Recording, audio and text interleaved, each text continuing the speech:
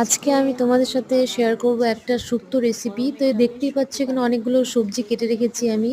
এখানে পেঁপে রয়েছে, বেগুন রয়েছে, কাঁচকলা রয়েছে, কুমড়োর ডাঁটা, শিম, করলা, গাজর, পটল, আলু,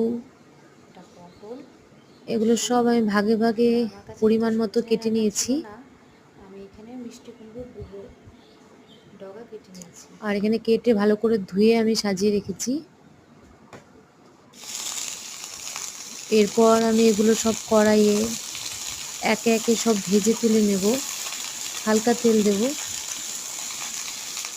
তেল দিয়ে আমি ভেজে নিচ্ছি। আর পাশের কড়াইয়ে আমি ডালের বড়ি ভেজে নিচ্ছি, বড়ি দিলে ভীষণই টেস্ট হয়। আর এখানে আমি ফোড়নে দিয়েছি রাঁধুনি। আর এখানে আমি করলা আর কাঁচা কলা আর এখানে রয়েছে বেগুন, এগুলো আমি আগেই ভেজে তুলে নিয়েছি। আর এখানে পেস্টে আমি দিচ্ছি রাঁধুনি, সামান্য সর্ষে, সামান্য পোস্ত আর কাঁচা লঙ্কা বাটা। এরকম মিডিয়াম আঁচে আমি সবজিগুলোকে আমি ভেজে নেব আস্তে আস্তে, কিছুক্ষণ ঢাকা দেব। দেখতে পাচ্ছ আমার শুক্তো রেডি। আর নামানোর আগে সামান্য একটু ফুটন্ত দুধ আমি দিয়ে দেব, আর দিয়ে দেব ঘি, আর বড়িগুলো দিয়ে দেব।